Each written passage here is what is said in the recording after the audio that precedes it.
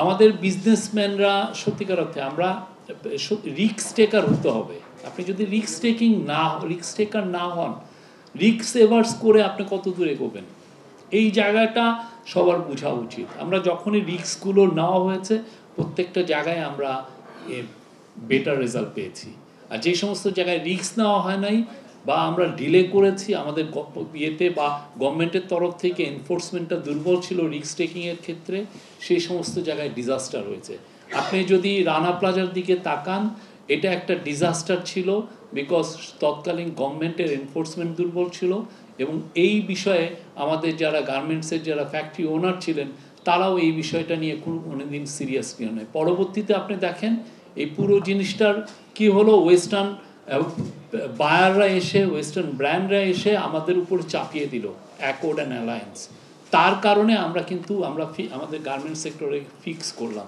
তার কারণে 2013 সালে মাত্র 3 বছরের মধ্যে আমাদের গার্মেন্টসের ওয়ার্কাররা একটু পে হাইক পেলেন, অলমোস্ট ডাবল হয়ে গিয়েছিল।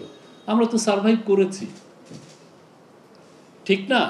যখনই আপনি রিস্ক নেবেন, ইউ উইল ডু বেটার। আপনার ওই রিস্ক টেকিংয়ের অ্যাপেটাইটটা থাকা উচিত। আমাদের 79-এ জেনারেল জিয়া, প্রেসিডেন্ট জিয়া যে রিস্ক নিয়েছিলেন এই তখন নুরুল কাদের ওনাদের সাথে করে, যে ব্যাক টু ব্যাক এলসি, তারপরে ওইখানেও তখন যিনি সেন্ট্রাল ব্যাংকের গভর্নর ছিলেন, তারপরে কি যেন ব্যাক টু ব্যাক এলসি বা বন্ডেড হাউস প্রথমে, দ্যাট ক্রিয়েটেড বাংলাদেশের গার্মেন্টস সেক্টর, ঠিক না? ওইটাও তো এক ধরনের রিস্ক ছিল।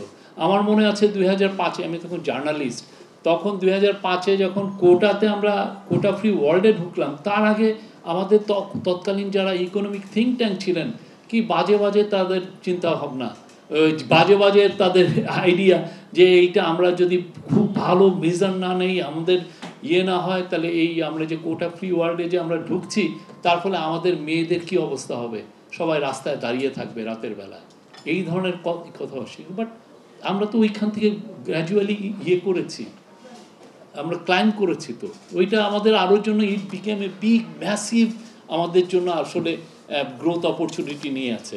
প্রথম মাসটা আমার মনে আছে যে প্রথম মাসটা 2005-এর প্রথম মাস সম্ভবত আমাদের নেগেটিভ গ্রোথ হয়েছিল, অ্যান্ড ইট লাইক এ মানে আমি এইরকম আপ্রোর আমি দেখি নাই যেই আমরা গেলাম। তারপরে দেখেন ওই বছরটা আমার মনে হয় যে আমাদের গ্রোথ 20% হয়েছিল। তো এই যে আপনি রিস্কগুলো তো নিতে হয়, এখন রিস্ক যদি আমরা না নেই, আমরা কোথায় যে ঠেকবো?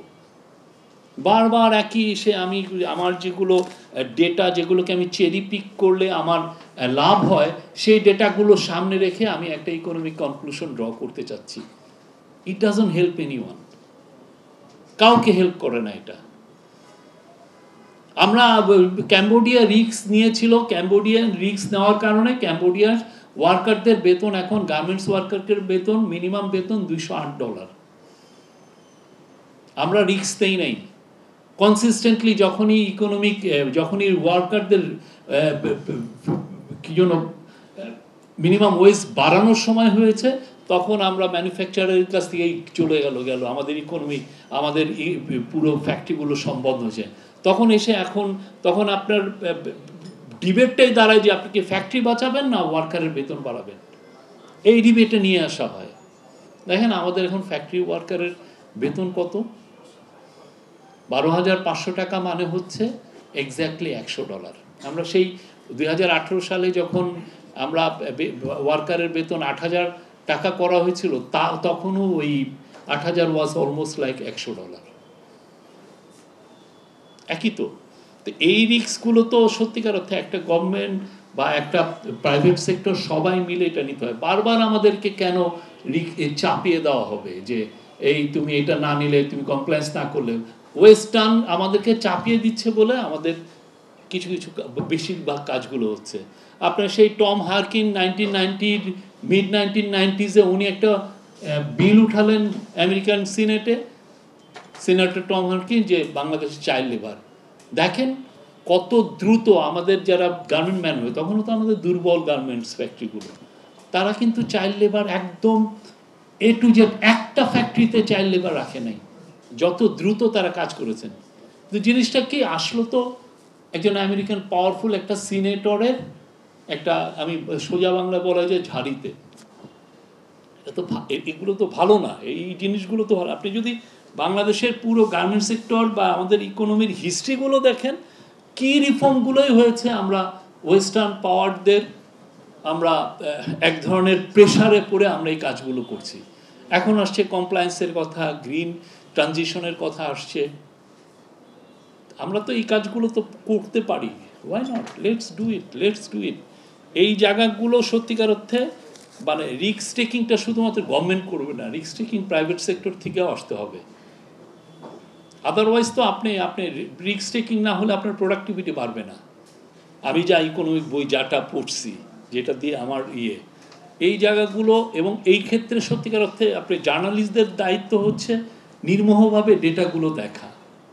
একজন এসে বলে গেল উনি থিঙ্ক ট্যাঙ্কের একজন প্রধান, তাকে যে আপনি চ্যালেঞ্জ করতে পারবেন না সেটা তো না। চ্যালেঞ্জ করার হাজারটা ওয়ে আছে, তাকে চ্যালেঞ্জ করেন। যে জার্নি আমরা করছি সে একই জার্নি ভিয়েতনাম করেছে, সে একই জার্নি ক্যাম্বোডিয়া করছে। ওরা এখন ওদের এখানে ফাইট হচ্ছে যে $232 দিতে হবে গার্মেন্টসের ওয়ার্কারের বেতন, এবং এটা হবে। এবং ওদের যেটা ইন এডিশন ওরা ট্রাভেল এক্সপেন্সটা তো আমাদের 12,500 টাকার মধ্যে দেয়। ওদের দুপুরের খাবার এক্সট্রা, যখন রাতে যদি ওদেরকে রাখে এক্সট্রা লেবার, যে তার খাবার, ট্রাভেল এক্সপেন্স, এগুলো এই $208 বাইরে। ওরা তো পারছে। আমাদের জার্নি আর ওদের জার্নি দেখেন, আমাদের একদম সিমিলার। ওদের ইকোনমি আর আমাদের, ওরা খুব heavily rely on garment sector, আমরাও heavily rely on garment sector. আর একটা জিনিস হচ্ছে যে আমরা শুধু আমাদের এক্সপোর্টে ডাইভার্সিটি নাই, একটা প্রোডাক্ট, সো হোয়াট, গার্মেন্টসের মধ্যেই তো হাজারটা ডাইভার্সিটি আছে। পুরো পৃথিবীর যত সারা জীবন যত দিন থাকবে, যত যুগ যুগ মহাযুগ থাকবে, ততদিন গার্মেন্টস মানুষ পরবে। আমি একটাতেই বেটার হই না, একটাতেই পৃথিবীর চ্যাম্পিয়ন হই না কেন? এটা 500, 600, 700 বিলিয়ন ডলারের মার্কেট, ওয়াই নট? এবং এখানে যে আমি বেটার ওয়েজ দিয়ে সাস্টেন করতে পারবো না, তাও তো না। এগুলো মানে আমার কথা হচ্ছে যে অনেকেই এই জিনিসগুলো, আমি একটা কনক্লুশন ড্র করব, এটাকে ড্র করার জন্য আমরা চেরি পিকিং করছি স্ট্যাটিস্টিক্সগুলো, ডেটাগুলো, বেঞ্চমার্কগুলো দিয়ে আমি কনক্লুশন, বাট ওইটার কাউন্টার ডেটার তো আরও বেশি ব্রিলিয়ান্ট হতে পারে। কাউন্টার ডেটা আরও বেশি অন্য সাইডে কনক্লুশন ড্র করতে পারে, এবং আমাদের হিস্ট্রি আপনি বলে এই জায়গাগুলো। আমি আমার এই বিষয়টা, আমার এই জিনিসগুলো আমি যা পড়ালেখা করছি, বা আমি এই গার্মেন্ট সেক্টর, আমার মনে হয় আমি 2002 থেকে 2024 আমার চাকরি ছাড়া পর্যন্ত এপির আমি ইন্টেন্সিভলি গার্মেন্ট সেক্টর কাভার করেছি। যেটা আমি বুঝেছি সেইটার উপরে, হ্যাঁ, সত্যিকার অর্থে এটা খারাপ লাগে তো। অ্যাকর্ড অ্যান্ড অ্যালায়েন্স এসে আমাদের গার্মেন্ট সেক্টরের এই সেফটিটা ফিক্স করেছে। আপনি দেখেন অ্যাকর্ড অ্যালায়েন্স নেওয়ার পরে কয়টা বড় দুর্ঘটনা হয়েছে, অথচ আমাদের সামনে ফ্যাক্টরিতে তালা মারা অবস্থায় গার্মেন্টসের মেয়েরা মারা গেছে, আগুনে পুড়ে দগ্ধ হয়েছে। এর আগে আমরা অনেক থিঙ্ক ট্যাঙ্করা অনেক কথা বলেছেন, ইউনিয়নরা অনেক কথা বলেছেন, স্টিল আমাদের ওই কাজগুলো কিন্তু হয় নাই। যখন এসে ওয়েস্টার্ন ব্র্যান্ডসগুলো এসে অ্যাকর্ড তৈরি করলো, অ্যালায়েন্স তৈরি করলো, এবং ওরাও তো প্রেশারে ছিল, ওরাও ছিল ওয়েস্টার্ন কনজিউমারের প্রেশারে। ওয়েস্টার্ন কনজিউমারের প্রেশারে আমরা এখানে আমাদের এই ফ্যাক্টরিগুলোকে আমরা ফিক্স করতে বাধ্য হয়েছি। কে চায় নিজের থেকে মানে তার $200 মিলিয়ন ফ্যাক্টরিকে সে আরও অ্যানাদার $20 মিলিয়ন স্পেন্ড করে ওইটাকে আরও আপগ্রেড করতে, সেফটি আপগ্রেড করতে? কেউ তো চায় না। আপনি আনলেস আপনি প্রেশারটা যদি না পড়ে। সেই জন্যই আমি বলছি যে রিস্কটা খুবই ইম্পর্টেন্ট, আপনি রিস্ক নিতে হবে কিছু। আর এখানে তো আমাদের ডক্টর আনিসুজ্জামান চৌধুরী যা বলেন, এখানে তো স্পষ্ট দিবালোকের মতো যে এখানে খুব যে ম্যাসিভ কোনো রিস্ক আছে আমরা তো দেখছি না। আর আমি আর বেশি কথা এইখানে বলবো না। আমি অনেকের কথা শুনলাম।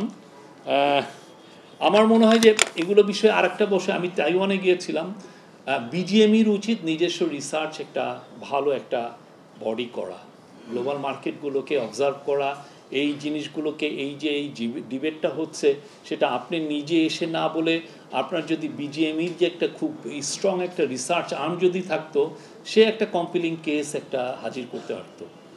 সেটা নাই। আমি তাইওয়ানে এটা দেখেছি, ফ্যান্টাস্টিক ওদের রিসার্চ। ওরা ওদের ওয়েস্ট গ্রোথ হচ্ছে, ওরা নতুন ম্যানমেড ফাইবারে যাচ্ছে, ম্যানমেড ফাইবারে গেলে খুব ওদের গার্মেন্টস ফ্যাক্টরিগুলোকে কীভাবে বাঁচানো যায় ওদের ইয়েতে, সেই জায়গায় ওরা যে কাজগুলো তাইওয়ান টেক্সটাইল ইয়েতে ওদের যে ব্রিলিয়ান্ট রিসার্চ। আমাদের এই জায়গাগুলো যতটা গভর্নমেন্ট করবে, কারণ গভর্নমেন্টের কিছু নিজস্ব লিমিটেশন আছে, তার চেয়েও যদি বিজিএমই এই কাজটা, কারণ অনেক বড়, আপনাদের $40 বিলিয়ন গত বছর আপনারা এক্সপোর্ট করেছেন, আর ডিম এক্সপোর্ট আছে, সেই জায়গাগুলোকে সামনে রেখে আপনার তো এখন একটা বড় রিসার্চ ইউনিট থাকা উচিত ছিল, যারা এই সমস্ত বা কার সাথে আমরা এখন তাৎক্ষণিক এফটিএ করলে আমরা বেনিফিট পাবো, এই পলিসি ডিসিশনটা ডিরেকশনটা আপনাদের তরফ থেকেও আসলে অনেক বেটার হতো। কিন্তু বিজিএমইর যেটা হচ্ছে অনেকটাই রিঅ্যাক্টিভ। আর বিজিএমইর অনেক ক্ষেত্রে বিজিএমই অনেক দেখা যায় যে পলিটিক্যাল কনসিডারেশনে স্ট্রং ডিসিশনও নিতে পারে না। আমরা যখন এই চিফ অ্যাডভাইজার বারবার বলছেন যে চিটাং পোর্টকে এফিশিয়েন্ট করা ছাড়া লার্জ স্কেল ম্যানুফ্যাকচারিং জব বাংলাদেশে আনা খুব টাফ। আপনি একটা বড় ফ্যাক্টরি, বড় কোম্পানি বাংলাদেশে, ফক্সকনের মতো একটা বড় কোম্পানি যদি বাংলাদেশে এসে 2 লক্ষ জব তৈরি করতে চায়, সে ফার্স্ট থিং তাকে সে দেখবে যে বাংলাদেশের চিটাং পোর্টটা কতটা এফিশিয়েন্ট। কারণ চিটাং পোর্টকে আপনার এফিশিয়েন্ট করতে হলে আমার নিজস্ব কোম্পানি নাই, আমি এটা পারবো না, আমার সেই এক্সপার্টিসটা নাই, আমার বাইরে দিতে হবে। যেটা বে টার্মিনালের এক্সপিরিয়েন্স করলেন, ইয়ের বিষয়ে বললেন আগের বক্তারা, তো সেই সময় আমরা এক্সপেক্ট করছিলাম যে বিজিএমই স্ট্রংলি এটা সাপোর্ট দিবে, পুরো সাইলেন্ট, চুপচাপ।